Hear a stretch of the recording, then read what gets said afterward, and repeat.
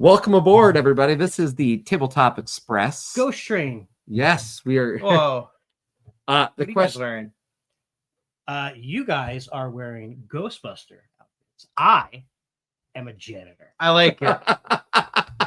Thank you. Thank you. Welcome, everybody. My name is Chris. If you're in the Ghostbusters world, you probably know the guy sitting right here. Hi, I'm Ryan. So for those of you that don't know, I also do a board game YouTube show with these guys. Yes. But I'm also part of the New. For those that also don't know, I am president of the New York City Ghostbusters, where we raise money for local charities. Yeah. And Anthony is sitting right here. I don't want to forget about Anthony here. Yeah, right I into don't- that. I You know? just clean stuff. I think, however, there was a missed opportunity for this intro where we could have done the Do Ray Egon thing. Oh, we Oh. still can. It's true, we still can. Do. Egon. Hey, see, look at that. Look at that. You guys are regulars. But here, the topic tonight is our top 5 games that we think Ghostbusters fans would like. I want to be very clear about this. This doesn't mean it's a Ghostbusters game. That's true. Because I've not actually played, like, have I played any? I'm not going to lie. You're not missing out. Yeah, well, that's what you've told me. All right. So let's, Real talk? I'm very big into board gaming. Yep. I'm very big into Ghostbusters.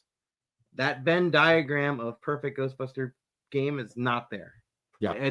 But these are games I feel like that you, as a Ghostbuster fan, would thoroughly enjoy. Mm-hmm.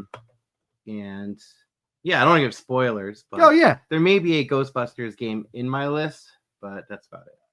Yeah, I have limited experience with actual Ghostbusters games, but I had a lot of fun trying to come up with this list. The one thing I will say is 2 games were on the list with all 20 iterations I had of it, and then I kept swapping things out.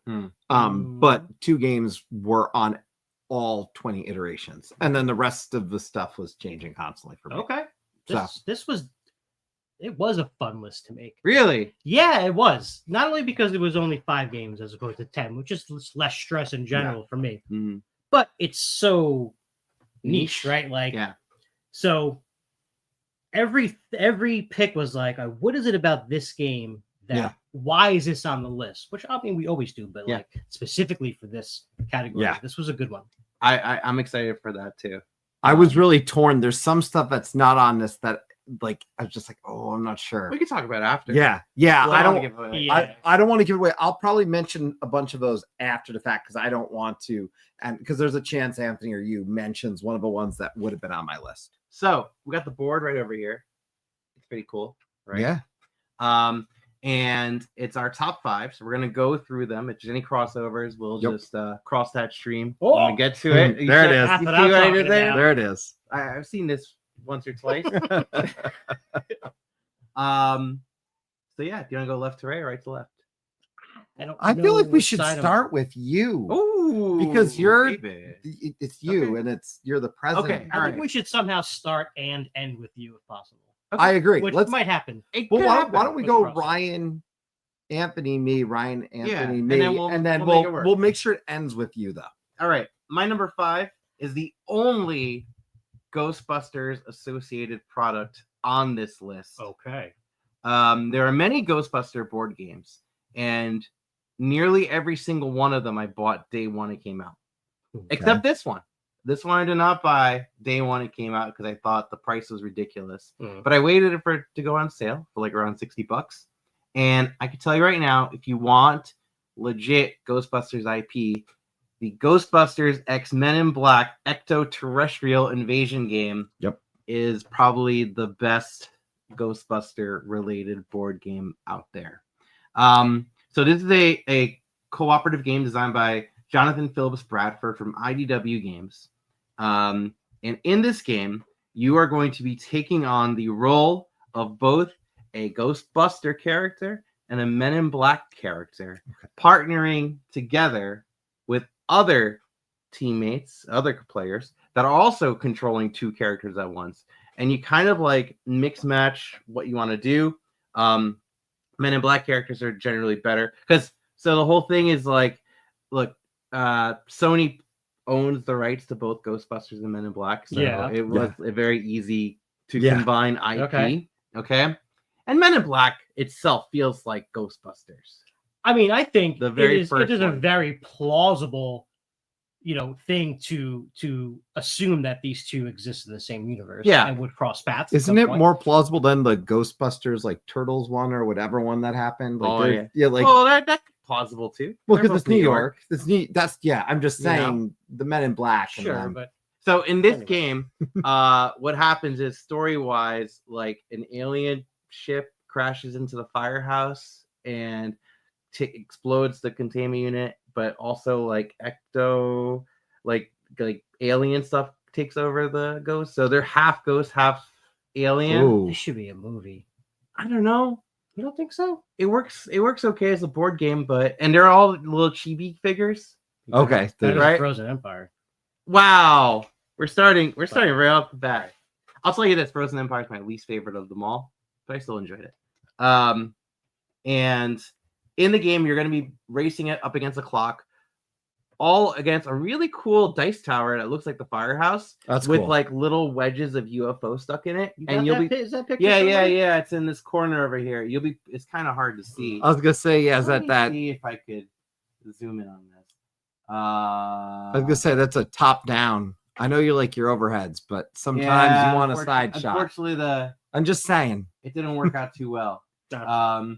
So anyways, what's gonna happen is that dice tower actually has different alien bad guy dice, and when the dice fall out of the dice tower by like nudging the table or by pulling something out, Also, no matter how. it'll activate the bad guys, Oh which is no. pretty cool. And then the problem I have with this game is you can work together with other Ghostbusters on other players' teams. So Ray and Egon can work together, right? Or Jay and Kay can work together. But you can't have a Men in Black and a Ghostbuster work together to do combo moves. And but you have to have that. But you have to control one of so these. you have to, so the thing is you have to partner with someone else at the table.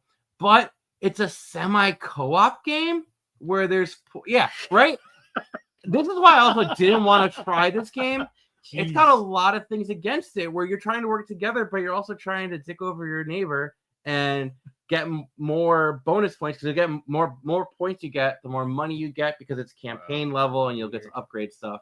So, anyways, that being said, it's still the best Ghostbusters 2 table of IP related Well, things. Professor Wren has a question. Oh. Do the Men in Black characters you play resemble Will Smith and Tommy Lee They do Jones? not. Will Smith's character, Agent J, has like a beard. And then Agent K, Tommy Lee Jones is So just White they're guy. just generic. yeah. Got it. But the thing is, they have stretch goals, but this game never succeeded too much with the funding. So every retail copy is a stretch goal edition copy. So it's got really cool characters. So I play as Venkman combined with those aliens that drink the coffee. Oh yeah. Right? Perfect. Oh, that's great. That is perfect. So yeah. So and there's the pugs in it.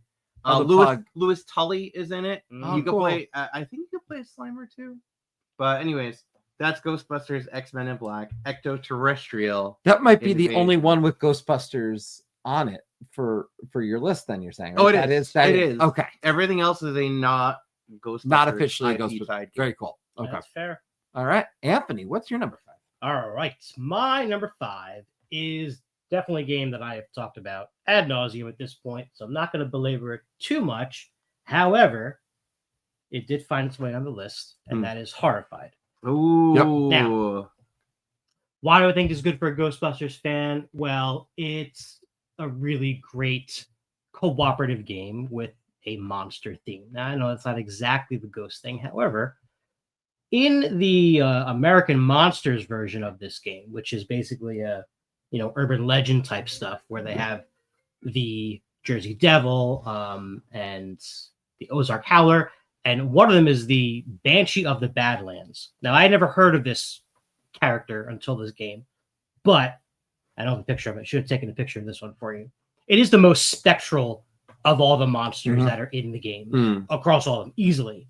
It is a very like pale, pinkish, ghostly looking, not as terrifying as say like the librarian in the movie, Sure. but that that sort of Yeah. aura for sure. So that lets it get in here. But I do think that, to your point, like if that game you were just talking about was just straight up fully co-op, it would be a great pick, like even better pick for this. Could be like maybe number one. But Yeah. that's a weird concept. It's weird. There's right? none of that going on. You're working as a team all together and moving around the board. Every monster has a certain different way you're trying to not necessarily kill them. There's not a lot of killing in this game. You're almost always trying to solve their problem somehow. Yeah. Either bring them peace or get them in touch with their human side or something like that. But yeah, it spans across so many versions, so many combinations of different heroes and different monsters. And again, I've talked about it a whole bunch. Been in my top 20, and that's I guess all I'll say about that. It's a solid pick. Yeah. I mean, It's a really fun game. I loved it. I mean, the whole idea of ghost busting and stuff like that. I mean, this works. This works great for that. Yeah, you're moving around, Yeah. trying to put out fires and collecting cool stuff to satisfy those different goals for each monster. Very cool. My favorite part about this game are the villagers that you have to protect Yeah. because they legit went through like all the monster movies and got actual characters Totally. to the point where one of the villagers is Abbott and Costello. Mhm. So I think that's just great. Yeah, they're like Bud and Chick. something like that. That's yeah, their yeah, names, yeah. So one of the thought processes that went into mine is I wanted games that I thought would appeal to Ghostbusters fans. I thought about era. I did think about the co-op factor, but I did think about the era of like that 80s, 80s, yeah. Sure. that 80s vibe as well. Part And of me almost made a list of just 5 80s. I didn't go Yeah. fully that route, but there are things in this. This one's might surprise people if they've watched the show. If you haven't watched the show, you won't be surprised because I guess you will be surprised. But it is a solo game, and it's a solo game that hits so well with theme because to me, I felt like a Ghostbusters fan is going to appreciate diving into a thematic of something that can just hit it that well. And that's actually Final Girl. Oh, okay. So for me, Final Girl, you are the final girl in one of these horror movie. In one of these horror movies. But again, so many of the ones, especially in that first batch, were very 80s vibe or movies that came out in that time period. So that was a big reason why I wanted to put this on the list. I felt like, okay, cool, I can share a solo experience. And it's number 5 because quite frankly, it wasn't my favorite game, though I really appreciated it. Yeah. And the fact that, again, you can dive into this thematic, you're going to really be embracing it. And it can't be quite literally. There's the one that a lot of people will do, which is the camp. Right. The knockoff Friday the 13th. The knockoff Friday the 13th. So So that's not the first one, though, right? Or it is. Well, it's in the first series. yeah, it's in Oh, the first okay, series. okay. It's in the first series because with this game, you do have to get the core box. It's the recommended starter. Yeah. With this game, you do have to get the core box, and then you get the additional And scenarios. I have them over here. Actually. yeah, I would like to borrow those this year and this Halloween. They look like VHS tapes. So let me see. Yeah. If I could where's the camera? Here. Yeah, look, they look like VHS tapes.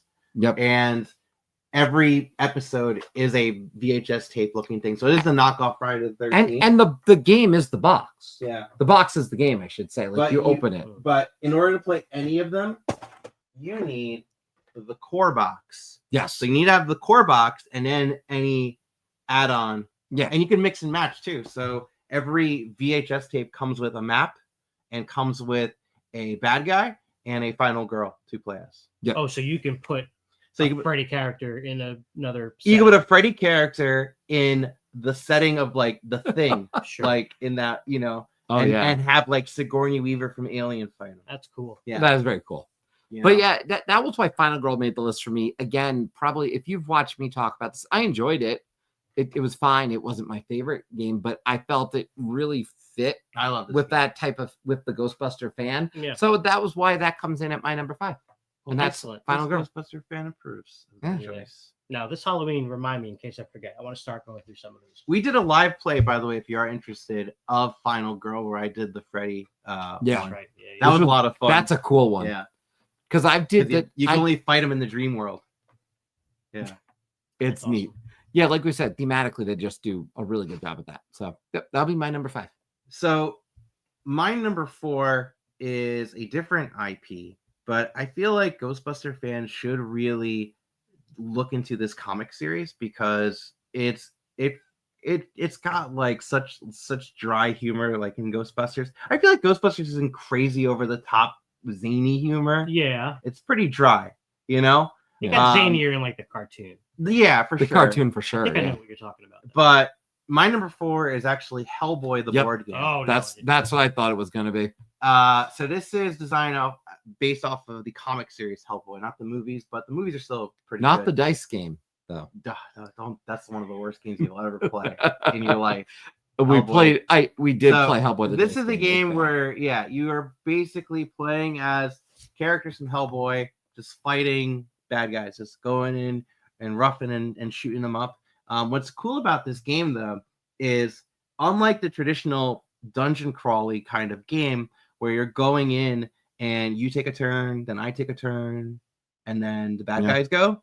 We could actually alternate actions themselves. Okay. So like I could open that door, then you run in and hit them, then I'll come and shoot them. You know, we could have that kind of back and forth, which is a really cool mechanic. Do we only have a limited amount of actions though? Like, do I have 3 actions? Yeah, you only have 3 actions. So once I've used my 3 actions, I'm going to stop where I am. But there's actually ways you can actually give actions to other characters too. Oh, that's cool. Pretty cool. And not only that, what I also like about it is traditionally in dungeon crawl games, you fight a bunch of bad guys and then you get to the big bad. And if you get killed before reaching the big bad, game over. Everyone loses, right? Yep. In this game, though, if you get killed before you reach the big bad, you don't get killed. You get knocked out, and then you just get woken up, and then the big bad. So you'll always have a chance. You fast forward. You fast forward to the boss battle. Okay. You'll just be in a weaker state. Okay, so good luck anyway. Good luck anyway. Okay. But at least you have that sense of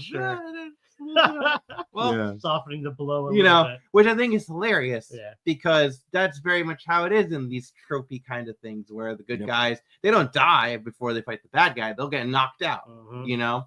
And I feel like Ghostbusters has that similar kind of vibe to it as well, too. Yeah. So that's why I think Hellboy the board game is something that, one, Hellboy the comic is something that every Ghostbuster fan should check out. And 2, check out Hellboy the board game as well. Awesome. Very good. Also, hello to Dan. What up, Dan? Seeing Dan What in the up, chat. Dan? How's it going? So yeah, we are gonna continue to break down our top 5 games that we think Ghostbuster fans would enjoy so far. We got Final Girl, Ghostbusters, and Men in Black, Extraterrestrial. That's a great name. That is a great name. And of course, Ampy coming apart, but we got some Hellboy on the table. But Anthony, you're number 4. My number 4 is another co-op. Not surprising. And it's really difficult for the most part. I know what this is. This one is Ghost Stories. This is an older game at this point. This is from Antoine Bauza, one of my favorite designers. And this is a game I got pretty early on in being in the hobby. But man, there was a Halloween season where I think my wife and I played this game 12 or 13 times until we finally won.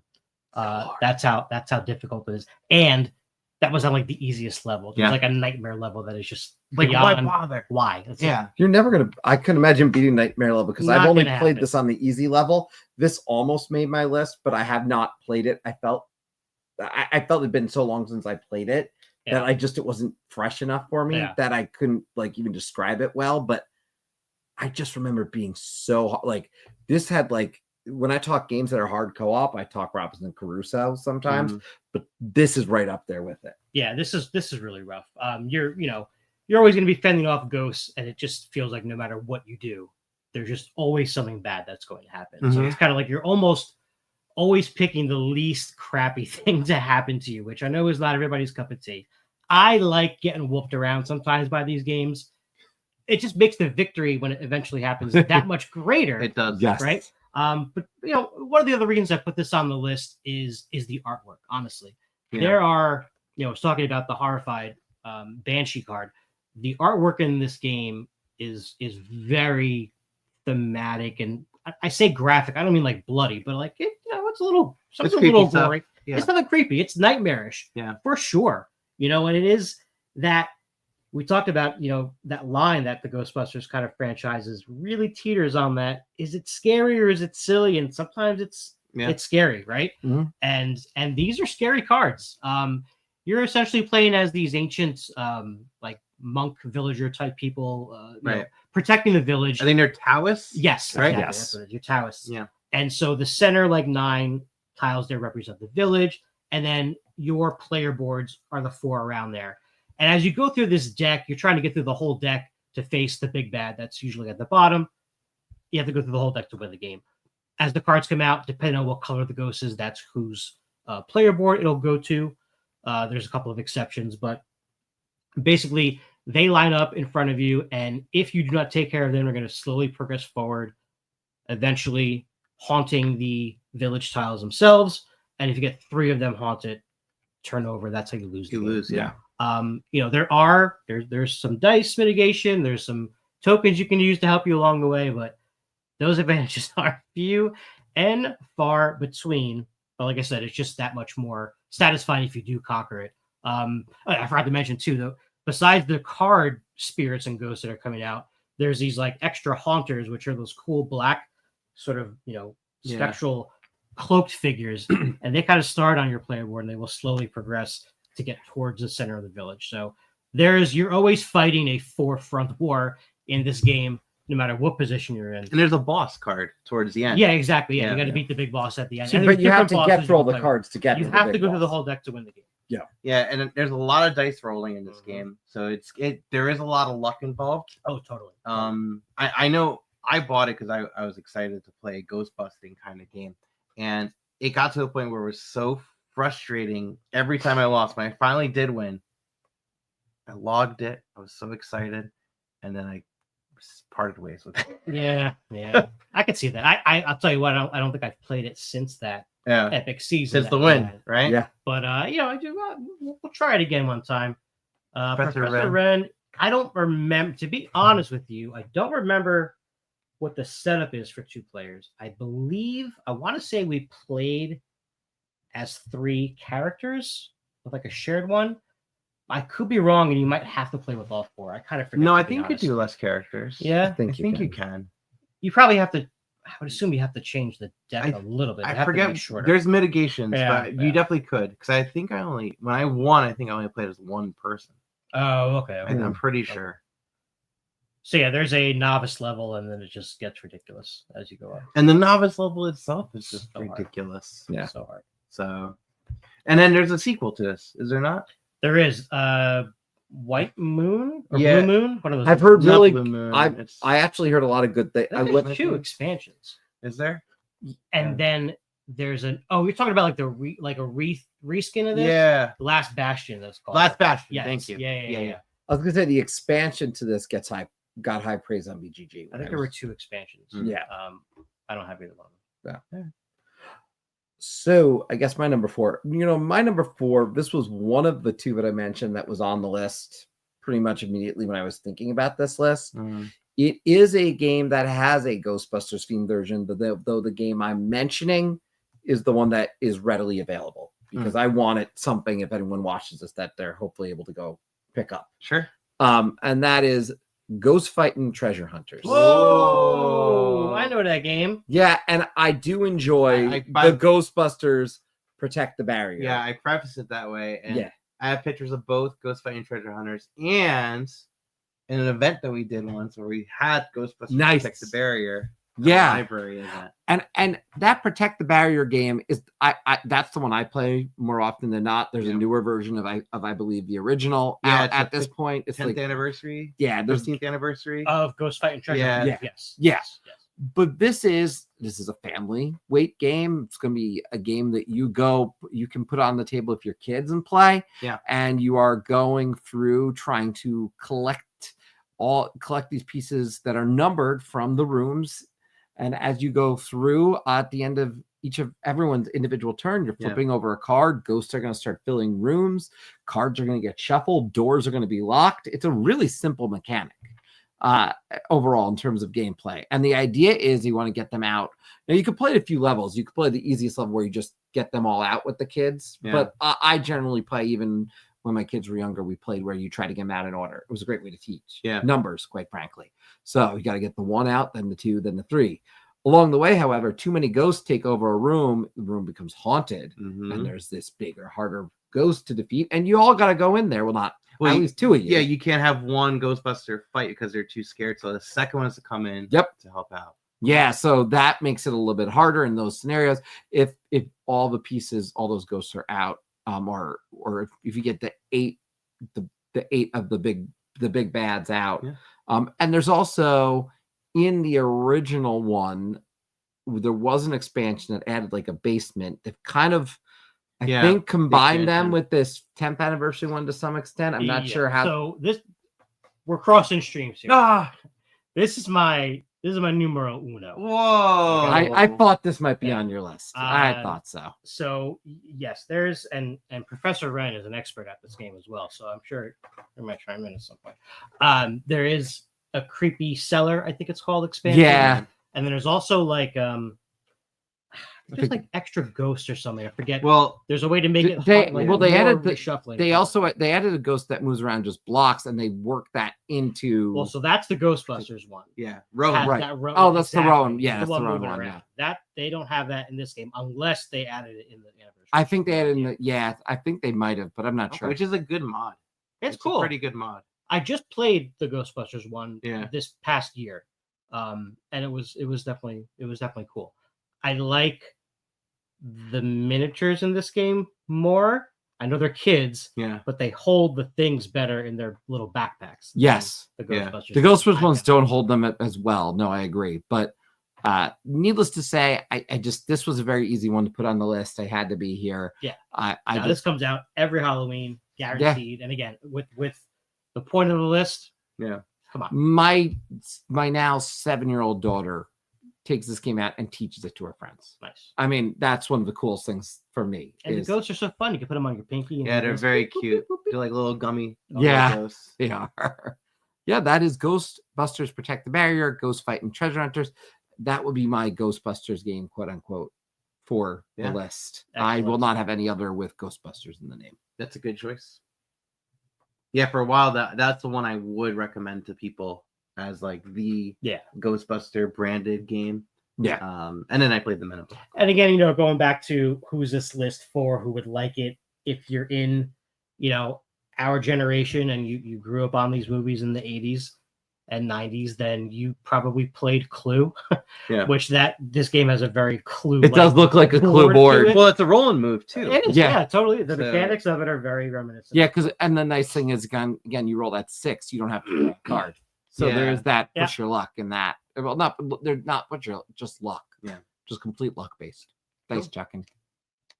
All right, dice chucking, Ghostbusting. Dice chucking, Ghostbusting. Well, my number 3, boys. One of the things I like in a lot of the Ghostbuster, actually every Ghostbuster movie, there's been a possession. Okay. In every single one. Oh, yeah. Right? First, second, Answer the Call. I wonder. Afterlife and Frozen Empire all had some sort of possession in each one. And, there is no Dana. There is only Azul. Now, I'm not doing Azul. That was just a board game joke. For those of you that don't know, it's a very popular board game called Azul. That is not on my list. But this game, I feel like, could be a perfect reskin for Ghostbusters with Dana Barrett and Azul. We've talked about only this game called The Mirroring of Mary King. Oh, that's a good pick. So should have thought of that. This is a great game. Okay, this is a 2-player only game designed by Jenna Felly from Devious Weasel Games, where both of you are both of you are fighting for the body of Mary King, and you're either playing as Mary King or you're playing as a ghost trying to possess the body of Mary King. Yeah. And what's going to go on is that board in the middle, right, has a segmented picture of Mary King, where one side is the ghostly version and one side is the human version. And you're trying to either get it so your picture is fully on your face, right, which could happen in the very first turn of the It game, by can. the way, and it happened with you It did. on your first play. Or the other option is the game takes place through five rounds. It's a week work. It's a work week, so Monday through Friday. And the player has the most cards left in their possession wins the game.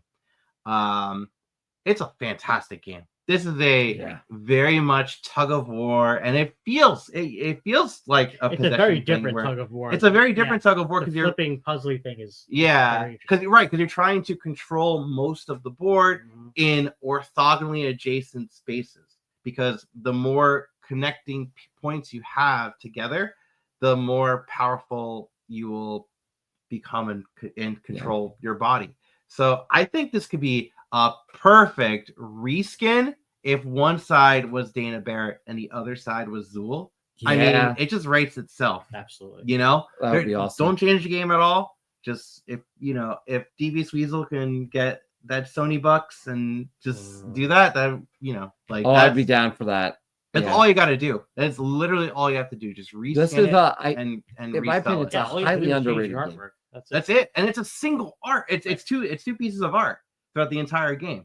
Yeah. So it's just the front, the Mary side and the Ghost Mary side. Yeah, I couldn't believe that first turn. I was like, so wait, if I get this, this, and this, you're saying I win the game?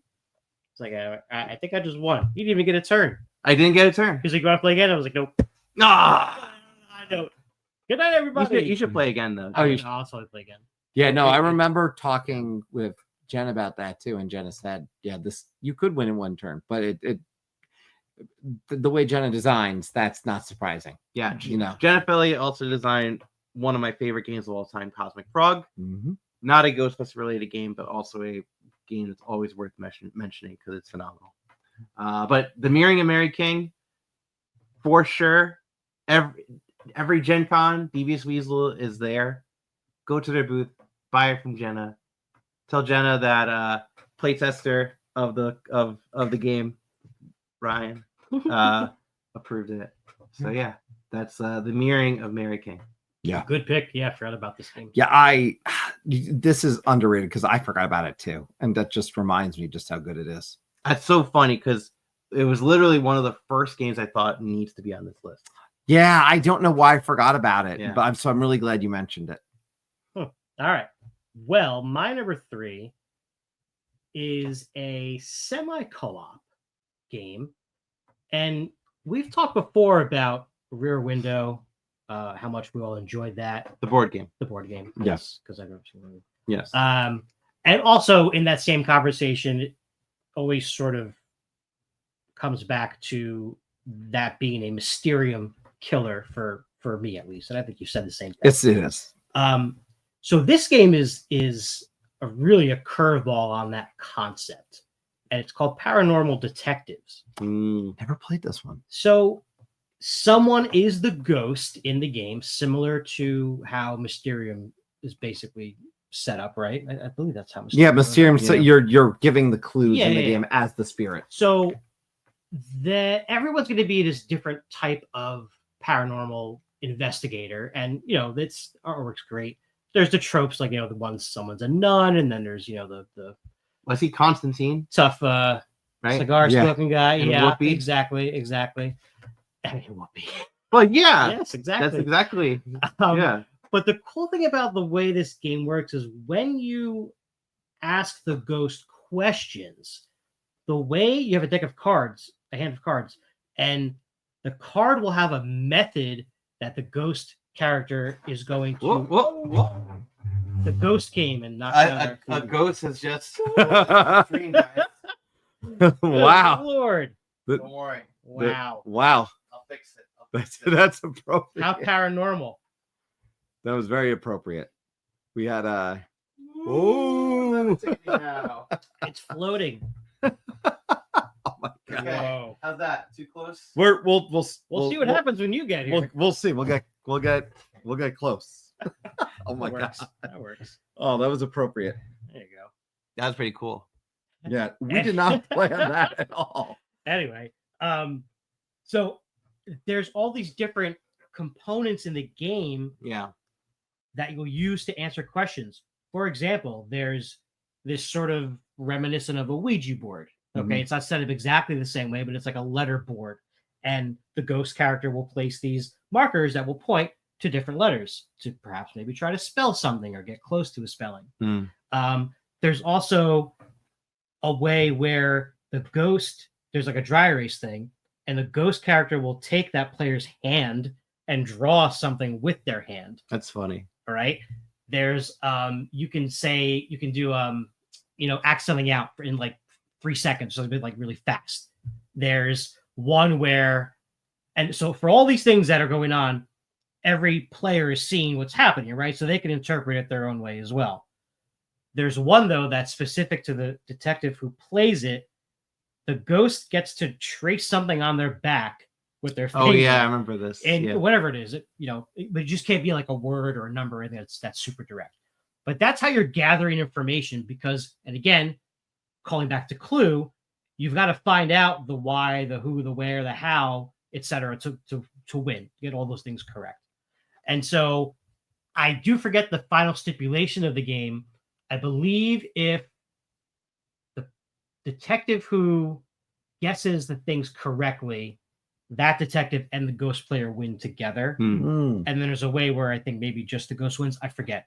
But just those unique, like, I don't know, they're gimmicky, but they're cool and they kind of make sense, right? Like, they're supernatural ways of communicating.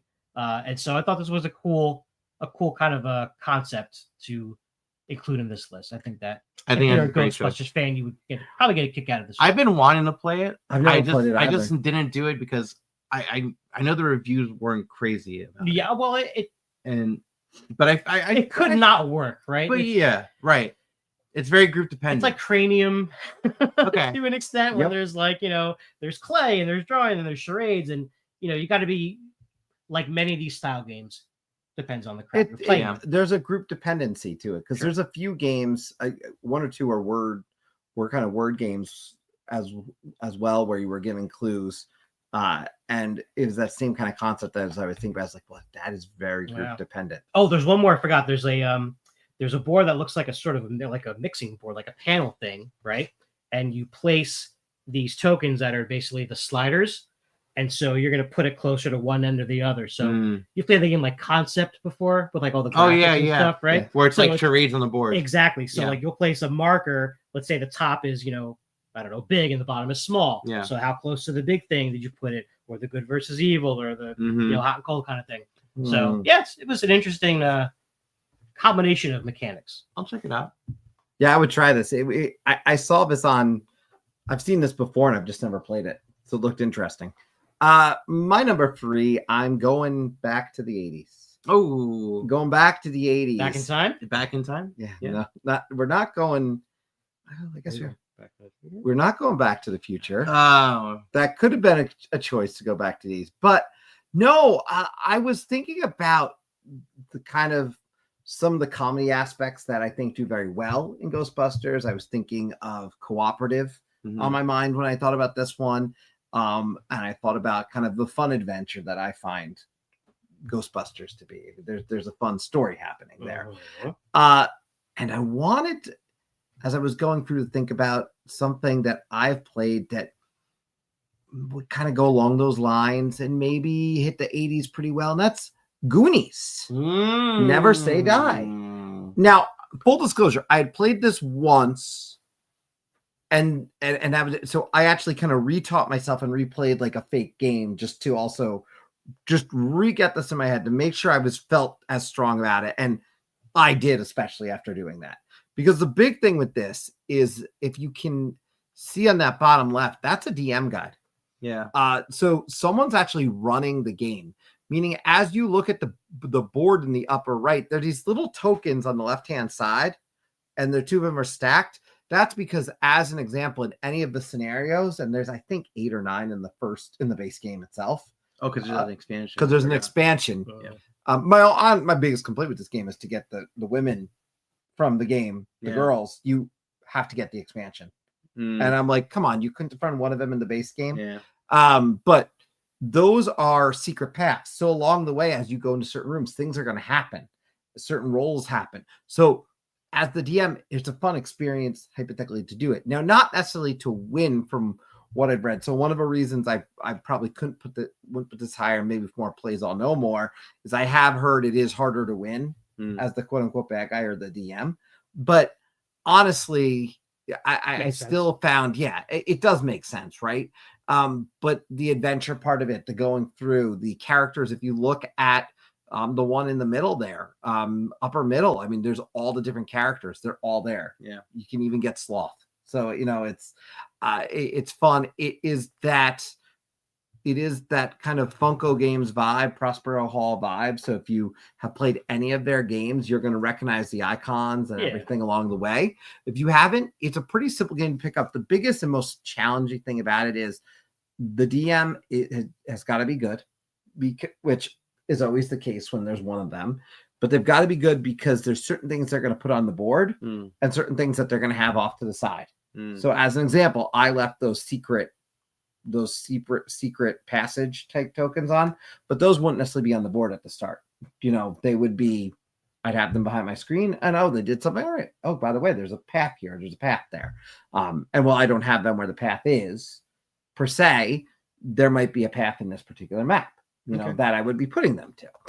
So they wouldn't be on the board. But you do have to be aware of it, and you have to good DM who pays attention and knows, oh, you did this, I have to activate this, which is the biggest jump. But in terms of gameplay, it's pretty straightforward. It's pretty simple.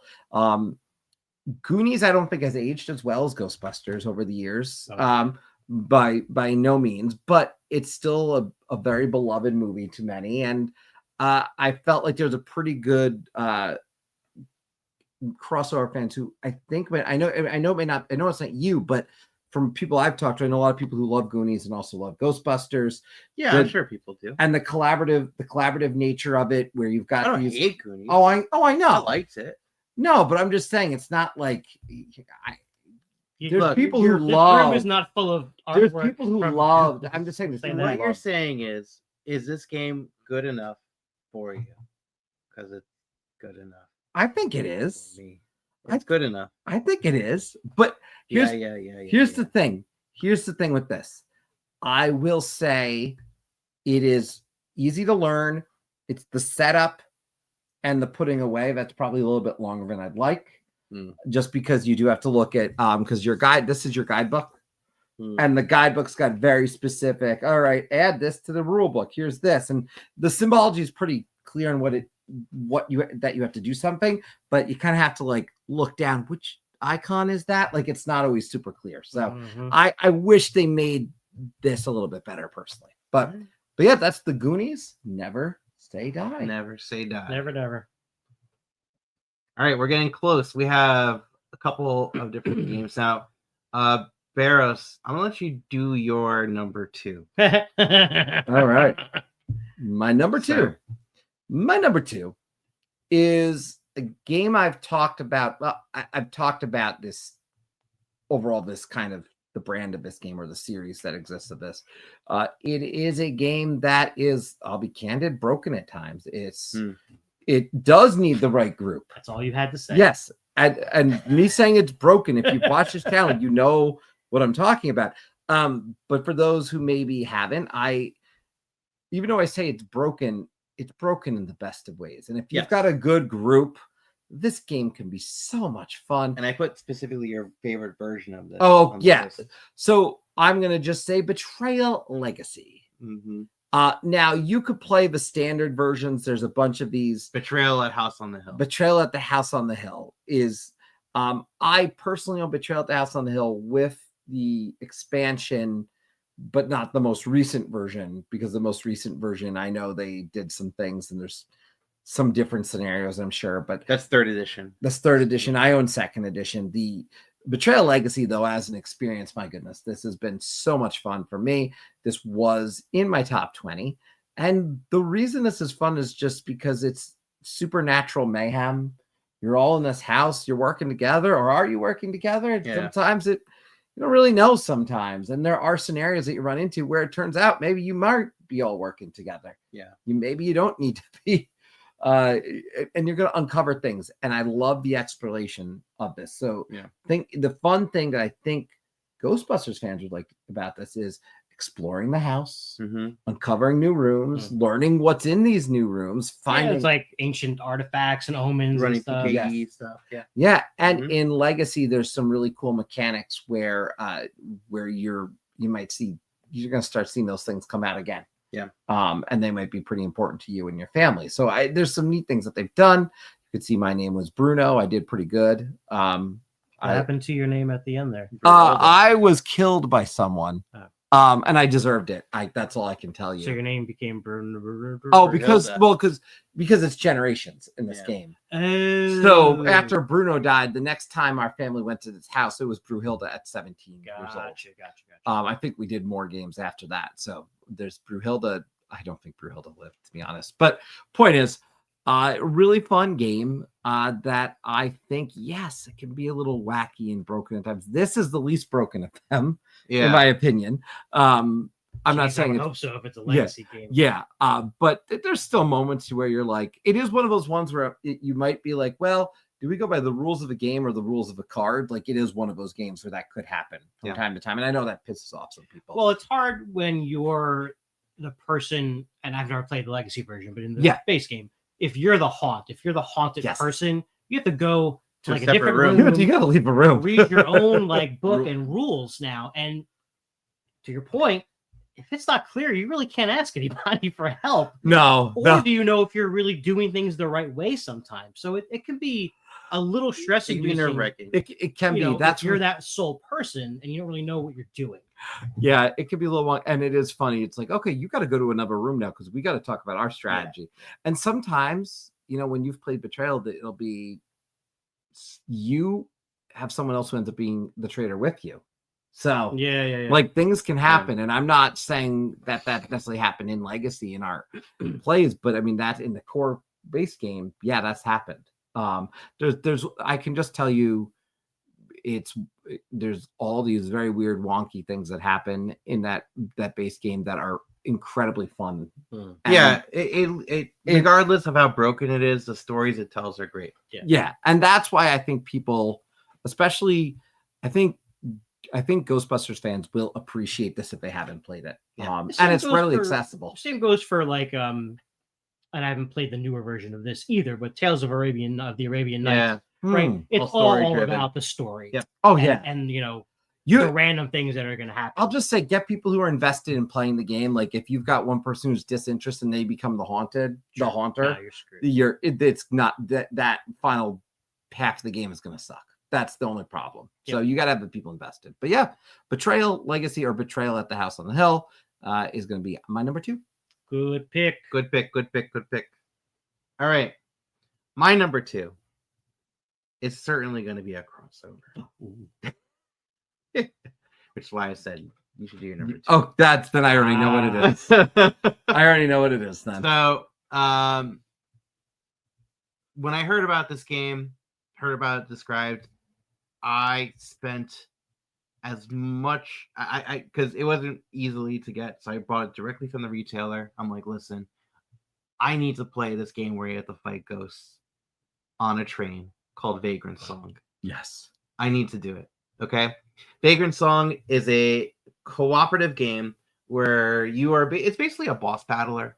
You're going to be on a board fighting different ghosts, playing as different vagrants, where you'll be like, the runaway that has like a dog with her. You could be like a straight up hobo that's got like, banjo and all that stuff. And what you're going to be doing is every boss battle is a ghost that, well, in this game, they're called haints. Mm-hmm. It's a haint that has a different way to interact completely. And you need to kind of figure out how to fight this guy and survive. And what's cool about that is you're not really busting them, even though one of the actions technically is bust, which means you punch them in the face. You are trying to restore their humanity. So they have a humanity level, and you're trying to restore that by playing music or by doing special abilities or by punching them in the face. Just punching them in the face, core action. Punch the humanity back into them. And you're trying to do this while you yourself don't lose your humanity. And you're you're going on campaign level because you're gonna be going from one mission to the next mission, and regardless if you win or lose, you still progress forward, which I think is really cool. Yes. You know, I always like that because now it has like branching paths and consequences that could take place. Yeah, and the camp phase and the camp phase exists in this one that'll feel familiar to those who play Dungeons and Dragons or anything else. Yeah, because that adds a ton of fun as well. By the way, this is my number one. Yes. I should point out, to no one's surprise who watches the Tabletop Express. But I love the camp phase because then there's the strategic period where you're just like, hey, so because of what we did in the game in that round, because we went for these extra things, we tried to accomplish certain things. We now have maybe this and this. So here's these items. Who's better with this item? Well, this item would be really good for him because he revives us, and that's going to help. And so it's very cooperative. Yeah, in the best ways. And it has the expansion. It has since come out that has things that you're going to be able to bring people back who maybe have gone. Well, yeah, because when you lose your humanity, you turn into like a paint version of yourself because you're on your way to becoming a Haint at that point. So do you then have to fight them to get them back on your team? No, you just restore them back. No, but they brought into the game with the expansion some more other ways to bring them back, some different scenarios. It's hard to see, but I'll just say if you see there's my favorites. There's the runaway and the dog in the corner there. I'm going to corner my computer because I love the runaway. It's a great game though. I highly recommend that Ghostbusters fans do play this one. Yeah, and for me, it was just a game that I was not into like, I tried a bunch of battlers. Yeah. And they just were not doing anything for me. There was something about this one that even if you say, yeah, but I've played a battler before and I don't know. What it is how excellent the boss design is. That's got to be all of the mechanics. Like the core mechanics of the game are very straightforward. Oh yeah, you just move, you attack, whatever, right? But the completely interesting things about this game have to do with how the bosses are designed. They act so unique. They have different win conditions, different loss conditions, different things that they can do. Sometimes we focus on going after them. Sometimes we running the F away from them because they might interact with the board. They may throw portals down on the floor. There's items on the board that they might want to get to at certain points. Yeah. It's true. The design of them is and can we talk about? I think it's important to note, especially because I love this design, especially because they came out with the miniatures after. Yeah. As well. No disrespect to those who love miniatures. I love the way they present. Yeah. With the core way the game brought them, which is not as a miniature. Yeah, they're acrylic sandies. These acrylic sandies, but you can see them in that bottom left spot with in particular. I don't know how well they're going to pop up, but you can see there's the dog. It's beautiful, and I could not play it. Yeah, because the whole vibe of it has that Fletcher Studios kind of old, cartoon. I have vibe. the miniatures from the last Kickstarter, and the boxes are sealed because I have no intent to use them. Yeah, they're on a sell file right now. Yeah. If someone wants to paint them or something, like that would be, I guess, the cool thing. But I won't be doing that. So, Vagrant Song, that would be my number one. So my list is now complete. But I'm so glad. I knew we'd have that crossover. Oh yeah, I just didn't know where it would fall. Same. What? No. Oh, I meant I haven't played this game yet. I meant I knew that you would both have it. Yeah. I was sure. I was pretty sure it was going to be your number one.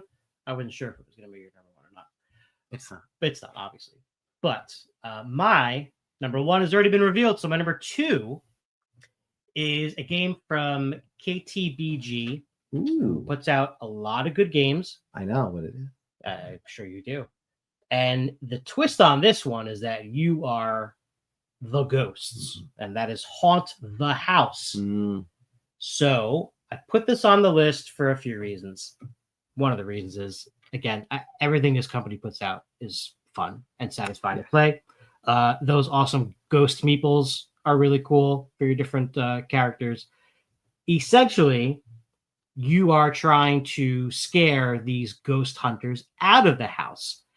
And why is it on the list? Well, it is the game on my list that has the most Ghostbuster looking characters in them. Okay, so the artwork of the hunters on this, they have this sort of jumpsuits on, and they've got this, you know, collection of gear and equipment that is very, you know, reminiscent of Ghostbuster stuff. And that's kind of the whole point, is as the ghost, you're trying to collect the most gear, scare them, they drop their stuff, you get it. That's how you win the game. Each one of the hunters has a different like type of ghost or scare cards that will affect them. And when you play a card, you can either play it face up or face down. So if you play it face down, obviously only you know what the value is or what it is, right? So the other players don't know. If you play it face up, they do know, but when you play it face up, you get to utilize the power that's like in that room. You take advantage of that. So you're giving up something, but you're getting an advantage as well. And so it's kind of like push your luck, hand management, and at some point you're going to, you know, reveal the scare cards and count them up and see if that ghost hunter got scared away or not. Hopefully you're the one who played the most cards in there, so you get the stuff. Can you all lose, or does someone always win? I don't know the answer to that question. Okay. To be completely honest, this is the game that I have the least experience with on my list. Because I've never played this, but this is one I've wanted to play. When you look at Josh and what Helena have done with KTBG, I've generally enjoyed every one of their games. Even if I didn't love it, I at least liked it. Yeah, which I cannot say fair. for most companies. Yep. And Helena, who's been on the channel on Creators Corner, is just lovely. So Haunt the House is one I have not played and I would like to play for all the reasons you described. It sounds fun. The push your luck component, but they also, I will just say, they always do a great job with components. Oh wow, yeah, 100%. Like they have done a heck of a job with them. Card quality, the card art has always been solid with everything they do. So this is on my list, and I thought this could thought this could be on my list. it's a cool concept with a twist on it, right? So why is it good for a Ghostbusters fan? Well, you get to be on the other side of it now. You get to, you get to scare the crap out of them. It's like essential Ghostbuster training. Yeah, it's like your Casper. Absolutely. You know, actually, I always put that game on. One of the most recent Ghostbuster video games. It's 1v all, and one player is the ghost. Yeah. Oh, cool. And the others get to kind of bust them. So nice. That's that. Is that online only? Yeah, it's on. Oh well, there is. You could play solo, but the AI is not that great. Got it. You want to play with people. Yeah. So, all right. It all comes down to this. All right. Number one. So, first of all, I love Ghostbusters a lot. And it's Ghostbusters Clue. It's Ghostbusters Monopoly, everyone. No. I just want to. So, what I love about Ghostbusters is the story for sure, and the quips and the overtly silliness. And you are right. The line between what is scary and what is silly is strong. And I feel like all of that still rolls down to the fact that a good Ghostbusters game needs a good story. Mm-hmm. And I felt like a very thematic one that's episodic, that there's different ways where you can customize as much as possible, and also have fun encounters and have silly encounters and have scary ones and have complete end of the world scenarios happen. I can't think of anything better than Arkham Horror, the card game, at doing this. I'm not surprised. Arkham Horror, the card game, is based off of it's from the Arkham Horror line of games, which is based off of the works of H.P. Lovecraft. Yep. And in this game, you're going to be taking on the role of an investigator, and you'll be doing different. You'll either be using guns and just like blasting bad guys, or you'll be doing like there's Tommy guns. There's all sorts of like research stuff. You can go in and find clues because you have to go to different locations and uncover clues. A lot of times that's how you push things forward in the story.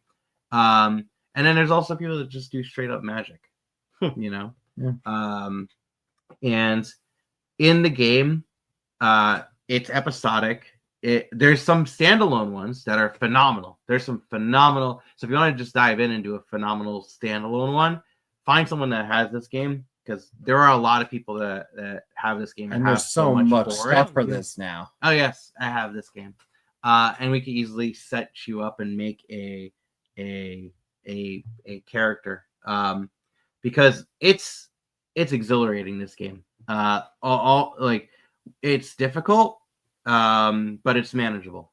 It's difficult, but it's manageable, and the scenario design is top notch. There's tons of different ways that unique ways that they have, like the map, because the map is all different cards. Yeah, and you'll be yeah. going from one card to the other, and then your whole board is, you have a tableau of different cards, like a spot for your hat, your helmet and whatnot, and for like, is this a one-armed weapon or a two-armed weapon? So there's a lot of customization. There are definitely some props in this that are very Ghostbustery as well too. So I think that's really interesting.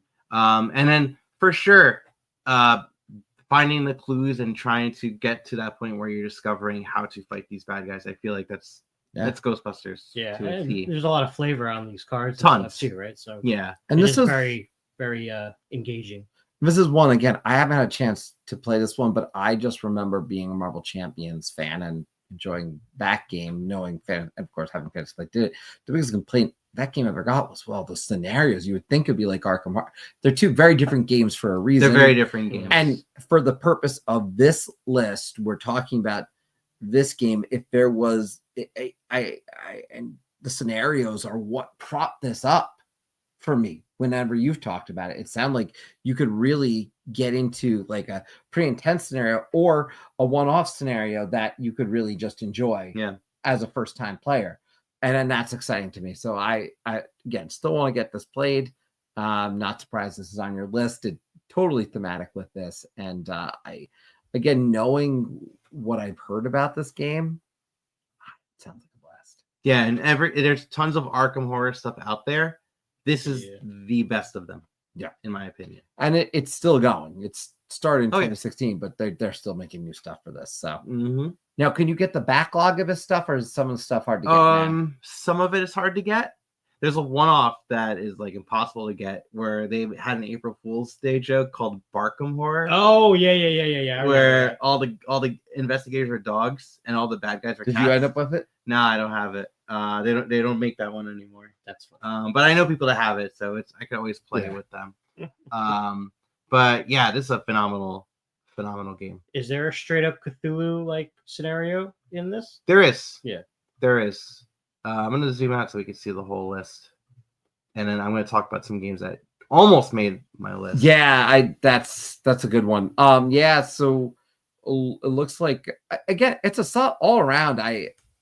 Everyone I feel like has good reasons for the games on the list. It's definitely a lot of variety, whether it's the genre, the decade, the kind of campy or funny comedy, whether it's the setting of a haunted house. Like, I mean, and really only two crossovers. Which Eric brought up, that he doesn't believe everyone can lose and haunt the house. Someone will win or tie at least. Yeah, that makes sense. Well, let's talk about the games that didn't quite make the list for each of us, because I'm intrigued now what maybe was close for I you have guys. two. Okay. So I felt like I wanted a game that had to do with building Ghostbusting equipment. And I was leaning towards Gizmos for that, which is a game where you're constructing different engines. And then the second game, I wanted something that focused on the investigation portion, the PKE scanning and finding. And so Cryptid was actually the game. Where everyone has a little bit of information as to where this cryptid creature is, and you're all trying to deduce but still trying to find it. So those are the two I had. Before I say empty, I do want to point out games I haven't played, but I wrote the note that games I haven't played, but for my own notes, I think have the right vibe. That's exactly how I wrote it. Haunt the House, Arkham Horror, and Paranormal Detective. Nice. Wow. So those were, again, had not played. I had an honorable mention of the two that I'm going to say were Horrified was one. Horrified, you've already talked about. I'll just say, yeah, I thought it was a good pick. And then the other one I had on the list was The Thing, Infection at Outpost 31. It just didn't quite get there because there was something that kind of held it up for me. But the reason I considered it so much was the fact there's a lot with different gear.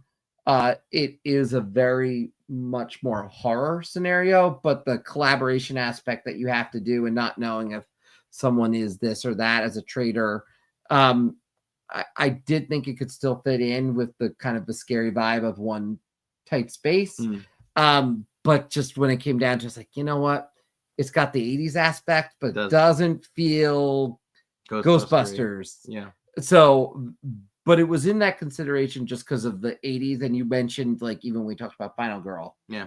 That was something that hypothetically could make sense. But yeah, I just couldn't ultimately go there. But the other ones that you guys mentioned, man, I'm glad you did, because those I haven't played, but clearly here they are. Yeah. The only other one I really considered was actually one that Dan brought up earlier in the chat, and that's the Disney, I'm assuming he's talking about the Disney Haunted Mansion game, Rise of the Spirits or something of the Spirits. Call of the Spirits, I think it is. That's based on the ride at Disney. And it's a really fun game, but there's really not a lot of bust. It's just set collection. Not really busted stuff. But it is a good game. Yeah, there's some games you can make a loose connection. Of course. Like the thing, like, yes, there's some fun gear that'll help you determine things, whatever, but like you couldn't make that. But that Haunted Mansion game, I've heard great things. It's often also very cheap. Yes. That's the one thing. It's just like sometimes just like $5 randomly, but that's a pretty solid list. So yeah, we got I got Final Girl, Ghostbusters, Protect the Barrier, The Goonies, Never Say Die, Betrayal Legacy, and Vagrant Song. I have Ghostbusters, Men in Black, Hellboy, The Mirroring of Mary King, Vagrant Song, and Arkham Horror, the card game. I got Horrified, Ghost Stories, Paranormal Detectives, Haunt the House, and Ghost Fighting Treasure Hunters or Ghostbusters Protect the Barrier. Before we go, a few quick updates. Rest of the month. We got a pretty full schedule. So I believe we got a Creators Corner coming up next week. Next week with me. So we got a Creators Corner coming up next week. Who are you going to be talking to? Andrew Stiles. Yes. Who, designed Wine Cellar. Nice. Yeah. So Andrew Stiles coming on next week. The week after that, I believe you've got us booked for a game of Molly House. We will be doing a 4-play of Molly House. We have a special guest, my friend Josh, who is part of the Tabletop Gamers. Yes. Will be coming in and playing that with us awesome. as well. Yeah, and then we'll wrap up the month with Call Aboard, our live call-in show where you get to be part of a show, just calling in and sharing with us what you played in the past month. So that's what's coming up. With that, I will say thank you, everyone, for tuning in. Wow.